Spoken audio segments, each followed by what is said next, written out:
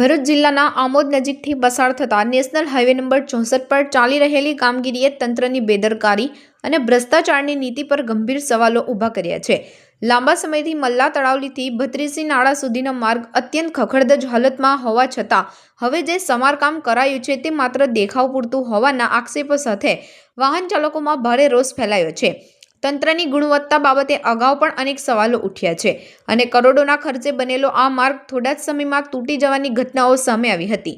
જો કે આ વખતે જે દ્રશ્યો સામે આવ્યા છે તે વધુ ચિંતાજનક છે। વાહન ચાલકોની હાલાકી દૂર કરવાના નામે માર્ગ ઉપર માત્ર છૂટાછવાયા મેટલ પાથરવામાં આવી રહ્યા છે, જે સમસ્યાને હળવી કરવાને બદલે વધુ ગંભીર બનાવી રહ્યા છે।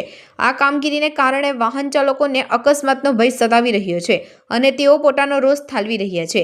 અહીં સૌથી મોટો સવાલ એ છે કે આટલી મહત્વની કામગીરી દરમિયાન સ્થળ પર એક પર એન્જિનિયર કે કોઈ જવાબદાર અધિકારી હાજર નહોતા।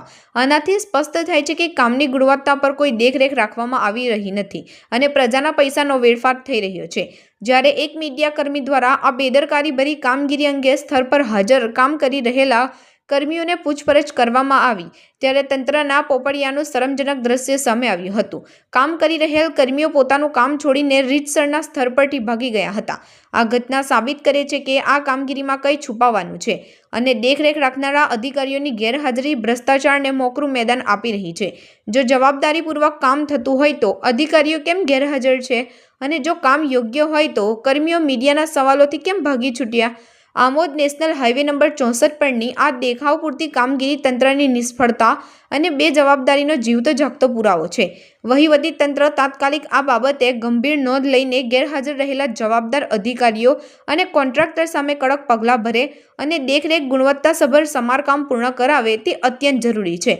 જો આમ નહીં થાય તો પ્રજાનો રોષ વધુ વકરશે અને અકસ્માતોની સંખ્યા વધતી રહેશે। આ રસ્તાનો શું વિકાસ થાય છે?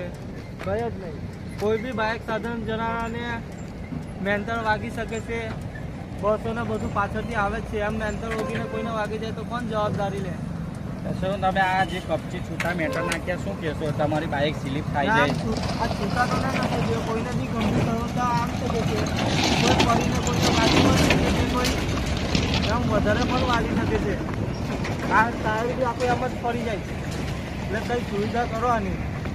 કે તમારું નાથાભાઈ ક્યાંથી આવો છો? રાજકોટ। તો આ છૂટા મેન્ટર નાખ્યા છે, રોડ ખરાબ છે, તમે શું કહેશો? રોડ બહુ ખરાબ છે। આ છૂટા ટાયરમાં કપચા લાગી જાય, ટાયર ફાટી જાય, બહુ ખરાબ છે। કપચા નાખે એ બહુ ખરાબ તો છે। તમે શું કહેવા માંગશો આ તંત્રને? તંત્ર હરામી શું હોય? કોણે કોન્ટ્રાક્ટર કોણે?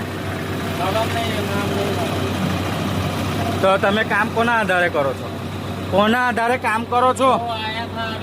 कौन आया था? तो ये छूटा मेंटली डालने का है, रोलर फिराने का है, इधर रोलर फिराने का है। तो कोई कॉन्ट्रैक्टर नहीं है, कोई अधिकारी नहीं है और आप काम करते हैं। कहाँ गए? आए थे तो आप अकेले ही काम करते हो, कहाँ गए? कहाँ गए कॉन्ट्रैक्टर?